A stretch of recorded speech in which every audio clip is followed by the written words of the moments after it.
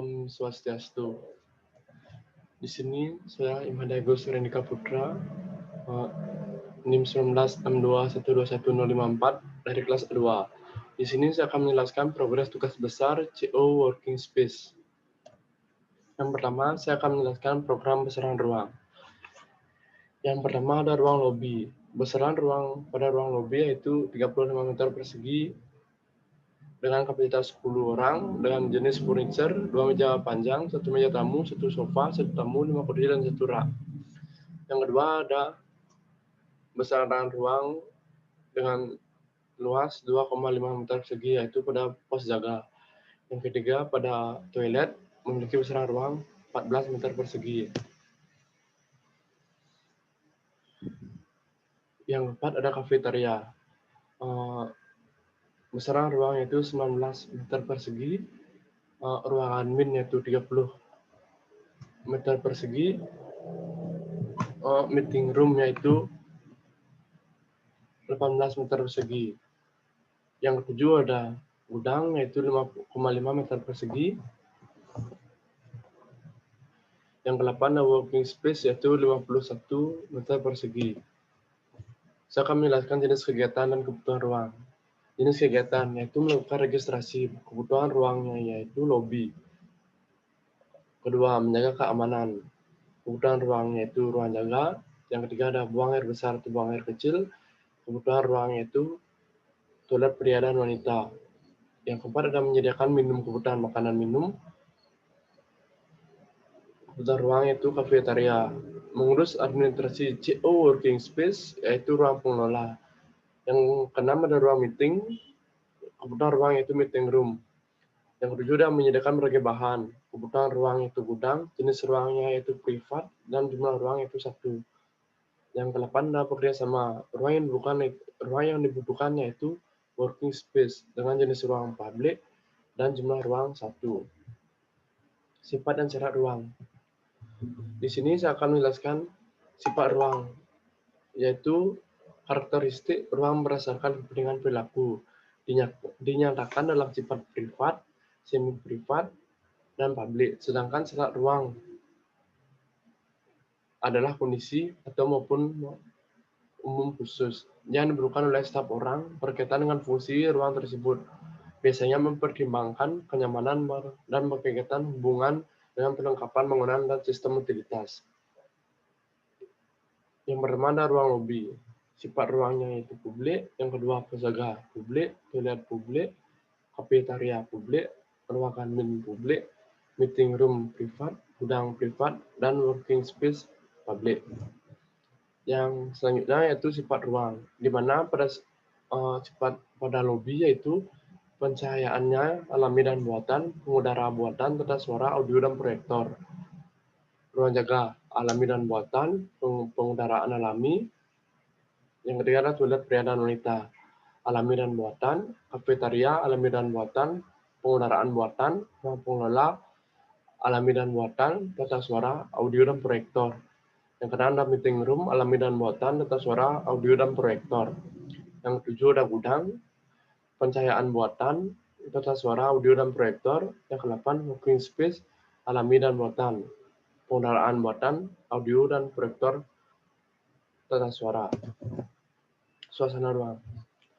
Yang pertama ada melakukan registrasi. Kebutuhan ruang yaitu lobi, jenis ruang publik, suasana ruang. Nah, di sini suasana pada ruang lobi yaitu sejuk karena banyak sirkulasi pada lobi. Yang kedua ada ruang jaga, suasana nyaman.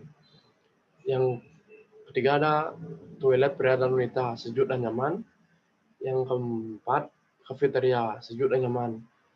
Di mana pada kafeteria ini sangat dibutuhkan suasana nyaman karena pada kita saat makan atau minum kita harus mendapatkan suasana sejuk dan nyaman. Yang kelima, ruang pengelola, nyaman, tenang. Karena pada pengelolaan pada CO Working Space ini sangat dibutuhkan dengan suasana tenang dan nyaman agar dalam pengelolaan dapat bekerja dengan baik. Yang keenam ada meeting room, nyaman dan tenang. Karena suasana nyaman pada saat meeting sangat dibutuhkan karena untuk mengambil keputusan yang terbaik. Yang ketiga ada gudang, sejuk dan nyaman. Yang terakhir bekerja sama, gudang ruang working space, jenis ruang publik, dan suasana ruang nyaman dan tenang. Karena pada working space ini kita sangat memerlukan kenyamanan saat bekerja sama untuk mendapatkan hasil yang baik. Selanjutnya yaitu konsep. Desain pada CE Working Space saya menggunakan konsep greenhouse design yang mengusung tema sebuah ruangan dengan nuansa pohon yang kental dan dipadukan dengan penggunaan ruangan serta kaca yang lebar sehingga mendapat view dari luar membuat pikiran menjadi lebih tenang saat bekerja. Hal ini memberikan sugesti positif karena tanaman menggunakan oksigen dan dapat membantu daya pikir serta konsentrasi otak saat bekerja. Konsep greenhouse ini sangat tujuan untuk masyarakat yang tinggal di daerah perkotaan karena di daerah perkotaan tingkat polusinya sangat tinggi. Selanjutnya studi kasus. Studi kasus yang sambil yaitu London Largest CE Working Space. Ruang kerja terbesar di London secara resmi akan dibuka pada tahun 2000, musim panas 2020. Dirancang sebagai bagian dari Victoria House di Bloomsbury Square oleh Labs Collective. Proyek seluas 150.000 kaki persegi ini menggabungkan ruang kantor, retail, dan rekreasi. Menarikkan bisnis kooperatif dan kreatif, ruangan ini cocok untuk lebih 9.000 profesional. Pusat Perkembangan Victoria House, sebuah menggunakan terdaftar Grade 2 yang menghadap ke Bloomsbury Square. Sebagai bagian dari pembangunan kembali, Labs telah berkomitmen untuk menyediakan ruang lobi bergaya hotel, kafe dan bar, gym, dan pusat kesehatan teras atap. Perkembangan terbaru oleh Labs menjadi ruang kerja bersama terbesar London pada tahun 2020. Labs kolektif adalah intensitas yang terdiri dari 3 vertikal, yaitu Labs, Stay, and House. Ini mulai untuk memiliki lebih dari 2 juta kaki persegi real estate di Camden, Holborn, King's Cross, and Bloomsbury. Nah, di sini saya akan menjelaskan tentang contoh mood board dari CE Working Space.